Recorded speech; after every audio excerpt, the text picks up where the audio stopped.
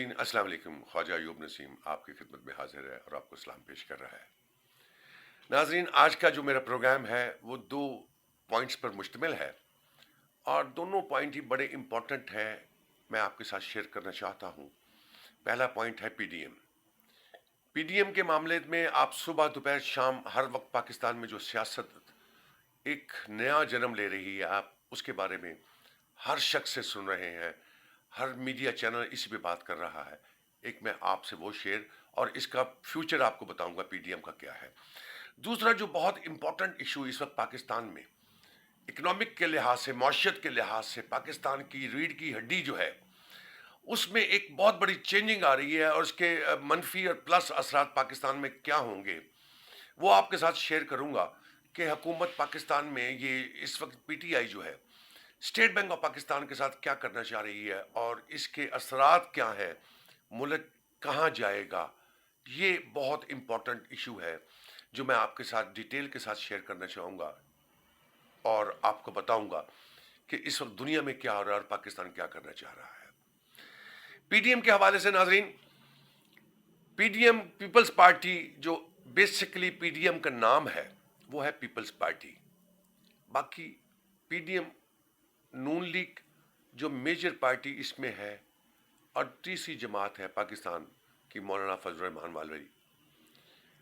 गुजारिश ये है कि पीपल्स पार्टी पीडीएम को इस तरह खिला रही है, मुझे समझ में आ नहीं रहा कि पीपल्स पार्टी की गेम इन लोगों को क्यों नहीं समझ लग रही। मैंने अपने माजी में जितने तजिए आपके साथ शेयर किए हैं, तमाम बातें मैंने आपको बिफोर टाइम एडवांस बताई हैं कि पीपल्स पार्टी क्या करना चाह रही है, उसका मंशूर क्या है और मुस्लिम लीग नवाज का माजी मुस्तकबिल सियासत में क्या हो रहा है, वो मैंने सारी चीज़ें आपके साथ शेयर की हैं।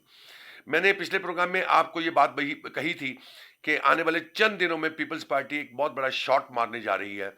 जब मैंने बात कही थी तो मुझे दोस्तों ने टेलीफोन करके कहा कि बताइए ख्वाजा साहब वो शॉट क्या है।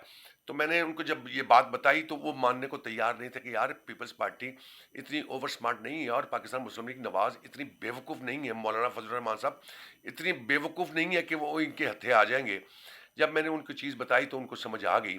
बहरहाल पीपल्स पार्टी अब धड़ाधड़ शॉट मारने का चक्कर में है और मौलाना फजल रहमान अरब अपना कारोबार चमका रहे हैं और दिन रात उनका कारोबार चमकता रहेगा। अगर पीछे जाएगी तो पाकिस्तान मुस्लिम लीग नवाज होगी। आपको सियासी तजिया मैं आपको साथ शेयर कर रहा हूँ। आने वाले दिनों में आपको पीपल्स पार्टी पंजाब में एक बड़ी सियासी कुव्वत के तौर पर नज़र आएगी।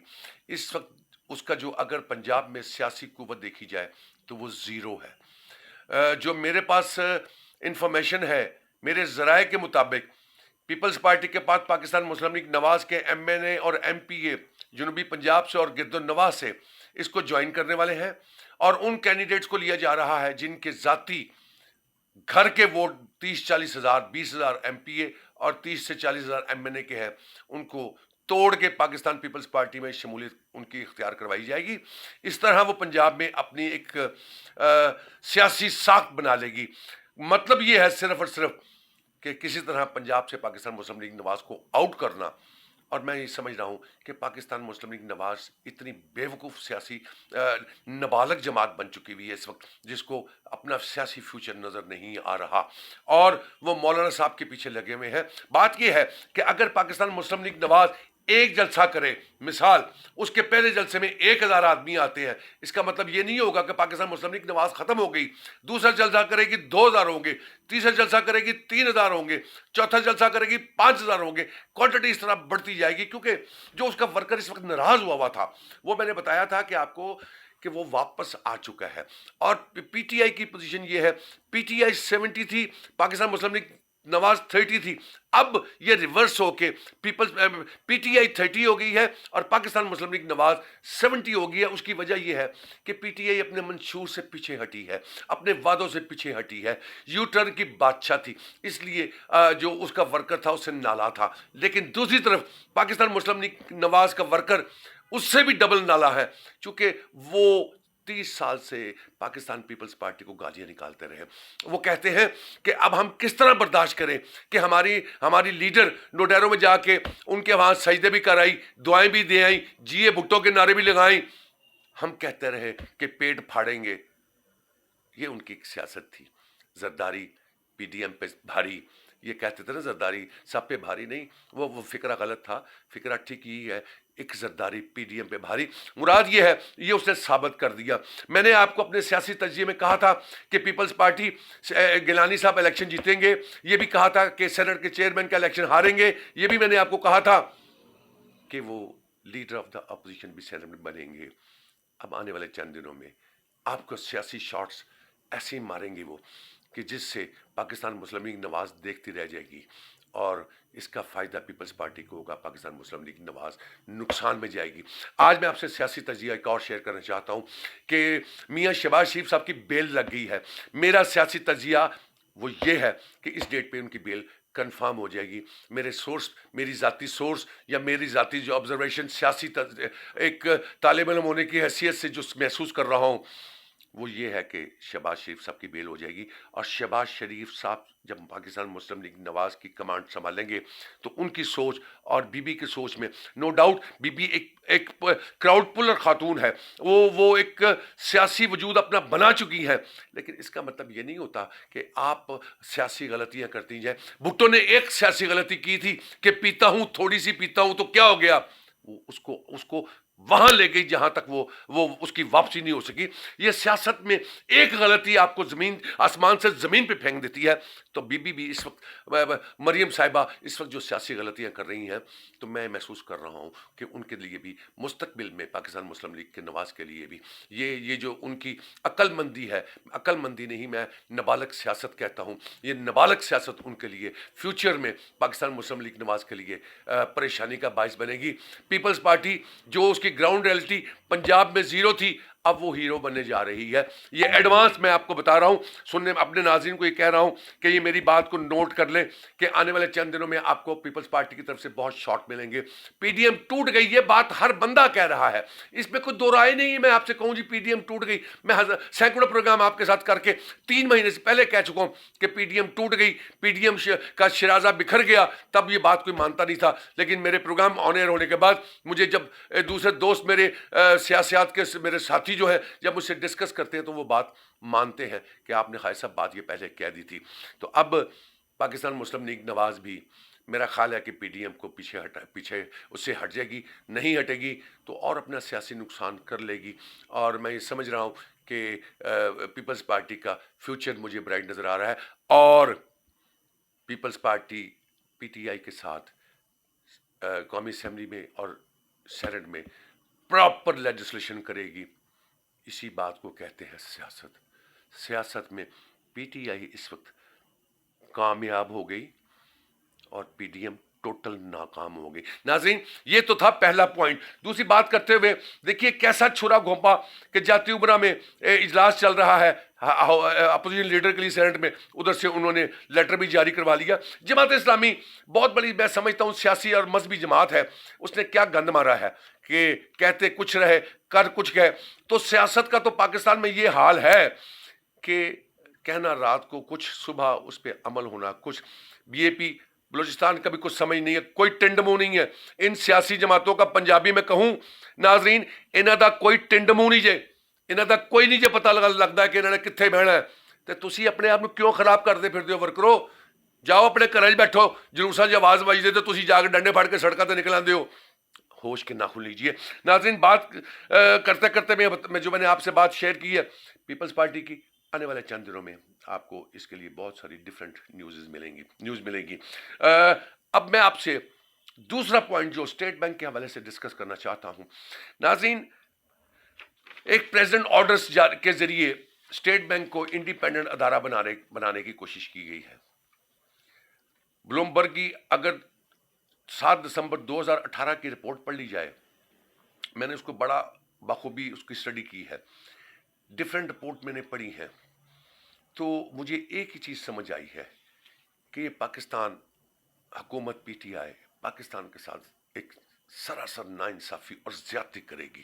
یہ وہی پرائم منسٹر ہے جو کہتا تھا کہ میں نے آئی ایم ایف کے پاس نہیں جانا. مان لیا ان کی بات کو مجبوری ہے، ڈیفالٹ کے زمرے میں جا رہے تھے تو مجبوراً ان کو آئی ایم ایف کے پاس جانا پڑا. यार अपने हाथ तो कभी कोई सरबराह की ममलकत काट के नहीं देती। हमने ग्रे लिस्ट से निकलने के लिए ये सारी बातें IMF की मानने को तैयार है, लेकिन एक चीज़ मैं बड़े वसूख से कह सकता हूँ कि IMF के कहने पे आप स्टेट बैंक ऑफ पाकिस्तान को अगर एटोमिनस अदारा बना देंगे तो आने वाले चंद दिनों में आपको पाकिस्तान में महंगाई भी नज़र आएगी, पाकिस्तान में फॉरेन एक्सचेंज के रेट भी ऊपर जाते नजर आएंगे। जो डॉलर इस वक्त 155 पे चल रहा है, मैं जो समझ रहा हूँ, मेरी ज़ाती जो ऑब्जर्वेशन है, ये पाकिस्तानी करेंसी डीवैल्यू होगी। जब पाकिस्तानी करेंसी डीवैल्यू होगी तो आपके मुल्क में महंगाई आ जाएगी। बात यह है कि इस वक्त इंपोर्ट पाकिस्तान में बहुत ज़्यादा कम हुई है कोविड की वजह से, इसमें कोई दो राय नहीं। जब आपकी मुल्क में इंपोर्ट ज़्यादा होगी, डॉलर बाहर ज़्यादा जाएंगे, तो आपकी करेंसी, आपके ज़खायर कम हो जाएंगे, तो आप शॉर्ट ऑफ फॉल में आ जाएंगे। गुजारिश ये है उसको रोकने के और बहुत सारे तरीके हैं। पाकिस्तान में डेली करोड़ों नहीं अरबों की मद में डॉलर्स पाकिस्तान से स्मगल होते हैं। मैं आपको एग्जांपल देता हूँ, पाकिस्तान के जितने एयरपोर्ट्स हैं, ड्राई पोर्ट्स हैं, और जो मुसाफिर पाकिस्तान से बाहर जाते हैं, देखिए कहाँ कहाँ गलतियाँ पाकिस्तान में हुई हैं। 1985 से पहले जो कानून था स्टेट बैंक का, वो ये था कि आप अगर कोई मुसाफिर पाकिस्तान से बाहर जाना चाहता है तो उसको $1000 लेके जाने की इजाज़त थी। जो पी फार्म की मद में स्टेट बैंक ऑफ पाकिस्तान के पास रिकॉर्ड जाता था। माइनस पॉइंट ये है, तब कंप्यूटर सिस्टम नहीं था, एक रजिस्टर में एंट्री होती थी, फिर पी फार्म के थ्रू आप $1000 साथ लेके जा सकते थे। तो मुराद ये है कि हुकूमत पाकिस्तान के पास पूरा डाटा आ जाता था कि पाकिस्तान से कितनी रेमिटेंस बाहर जा रही है। अब तो सिस्टम ही बड़ा आसान है, सॉफ्टवेयर आ गया है, आपके पास हर चीज़ लिंक में आपके साथ शेयर हो जाती है। आपने $10,000 तक हर मुसाफिर को लेके जाने की इजाज़त दी हुई है। मैं पूछना चाहता हूँ हुक्मरानों से, एक विजिटर 4 दिन, 10 दिन, 15 दिन के लिए पाकिस्तान से बाहर हॉलीडेज पे जाना चाहता है, 5 बंदों की फैमिली है, $50,000 वो साथ लेके जाने का मुजाज है। किस मकसद के लिए? भाई ये पैसा इलीगल ट्रांसफ़र के ज़माने में जा रहा है। आप इंपोर्ट को तो कंट्रोल करेंगे, ये फॉरेन करेंसी जो डेली अरबों की मद में आपकी जा रही है, जाइए किसी ड्राई पोर्ट पे टैची के टैची डॉलर से भरे जा रहे हैं, जाइए किसी एयरपोर्ट पे कस्टम की मिली भगत से अरबों की मद में आइए। अयान अली भी तो वही थी ना, ये तो एक पकड़ी गई। यहाँ तो हर एयरपोर्ट पे, हर फ्लाइट पे आपको सैकड़ों अयान अली मिलेंगी। तो मकसद ये है कि आपके डॉलर बाहर जा रहे हैं। इन चीज़ों को रोकने के हुकूमत के पास और बहुत सारे ज़राए हैं। ये करप्शन को कंट्रोल किया जा सकता है, लेकिन करे कौन? इमरान खान का जो मंशूर है, मैं लगता हूं कि वो थक गए हैं। मैं अपने कप्तान को कहना चाहता हूं, कप्तान साहब एक बात मेरी नोट कर लीजिए, आज आप वो प्लेयर हैं जो हमेशा शॉट मारने के कायल थे। आज आप क्रीज पे खड़े होकर tip tip tip tip tip कर रहे हैं। मुराद ये है, टिप टिप करने से क्या होगा? आप तो क्रीज पे खड़े रहेंगे, आपकी टीम हार जाएगी। तो मुराद कभी टिप टिप करने से मैच जीते नहीं जाते, मैच जीते जाते हैं अपनी जहानत, दलेरी और अक्लमंदी और टीम की ज्वाइंट वेंचर की वजह से। आपकी टीम कहाँ है? मैं पूछ रहा हूँ, आज आपने नदीम बाबर को भी रिजाइन के लिए कह दिया। ये शोर तो 1 साल से मचा हुआ था। क्या 1 साल से आप सोए हुए थे? मुराद ये है, आज ये इशू आपके पास स्टेट बैंक वाला आया है, आप अभी भी सोए हुए हैं। देखिए पूरी दुनिया के मरकजी बैंकों को जब कोई इंडिपेंडेंट करने का सोचते हैं तो ब्लूमबर्ग ये कहता था कि उसकी खुद मुख्तारी खतरे में चली जाती है। नाजरीन, टर्की के प्रेसिडेंट तैयब उर्दवान के जो कैबिनेट थी, उसने उनको मशवरा दिया था कि आप भी अपने इस बैंक को इकॉनमिक्स की तरफ ले जाइए, और यही फार्मूला जो पाकिस्तान में इस वक्त चल रहा है आप उसको अडॉप्ट कर लीजिए। और उस शख्स की जहानत देखिए, उसने अपने मुल्क का फ्यूचर देखा, उसको समझ आ गई कि अगर मैं ये करूँगा तो मेरा टर्की भी जो इस वक्त बूस्टअप हो रहा है वो तबाही की तरफ चले जाएगा। उसने इसको फिल फॉर स्टॉप किया और उसने कहा मुझे ये चीज़ नहीं चाहिए। गुजारिश ये है कि स्टेट बैंक के हर मुलाजिम को इतनी पावर दे देनी मेरे समझ से तो बालातर है। ये कुछ सफारतकार के तौर पे इनको इस्तिस्ना दे दिया जाना, ये तो मेरे समझ से बाहर है।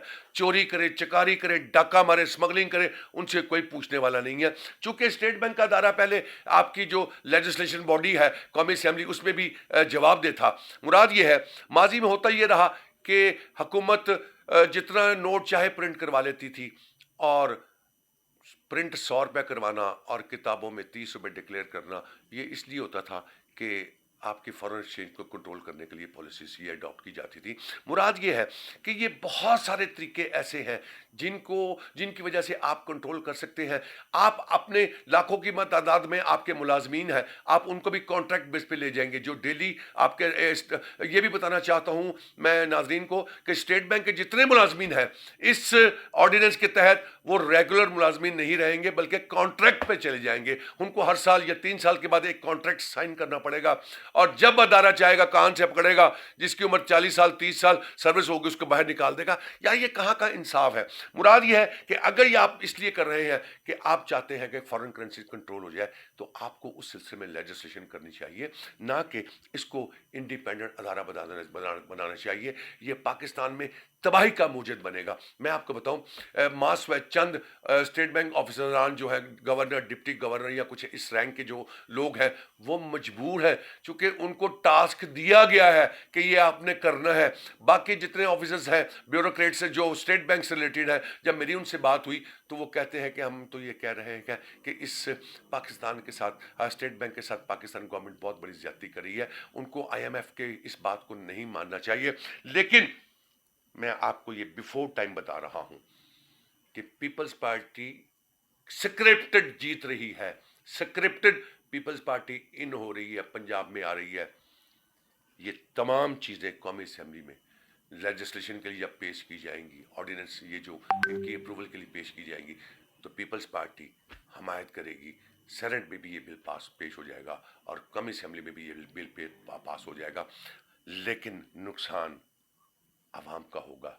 नाज़रीन, मैंने बहुत सारी स्टडी की है इस के मामले में, बल्कि मैं तो ये समझ रहा हूँ कि अब इस लेजिस्लेशन के बाद तो गवर्नमेंट ये भी चाह रही है, स्टेट बैंक ये भी कहेगा कि आप अगर अपने ATM से 5,000 से ऊपर की डेली की ट्रांजैक्शन करना चाहेंगे तो वो भी पॉसिबल नहीं होगा।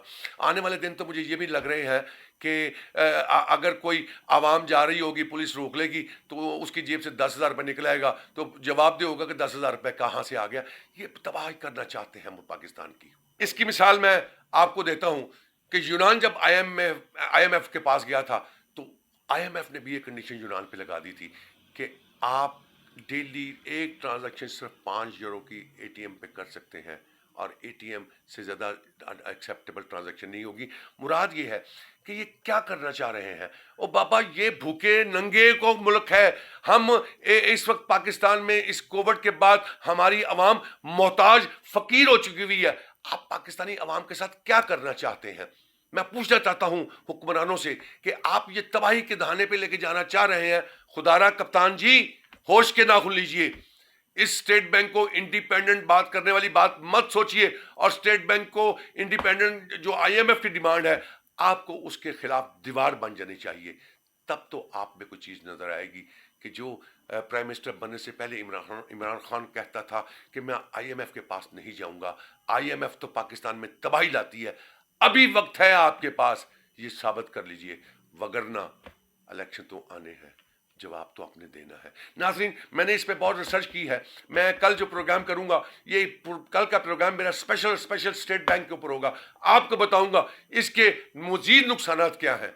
और अगर आप चाहते हैं कि ये डिटेल आप तक पहुंचती रहे तो मेरी आपसे इल्तमास है कि मेरे इस चैनल को मैक्सिमम सब्सक्राइब कीजिए, लाइक कीजिए, आइकॉन के बटन को टच कीजिए, ताकि कल का प्रोग्राम स्टेट बैंक के हवाले से जो तबाही आने वाली है इसके ऑर्डिनेंस के बाद, मैं आपके साथ शेयर कर सकूँ और आपको मिल जाए। कल तक के लिए मुझे इजाज़त दीजिए। खुदा हाफिज़।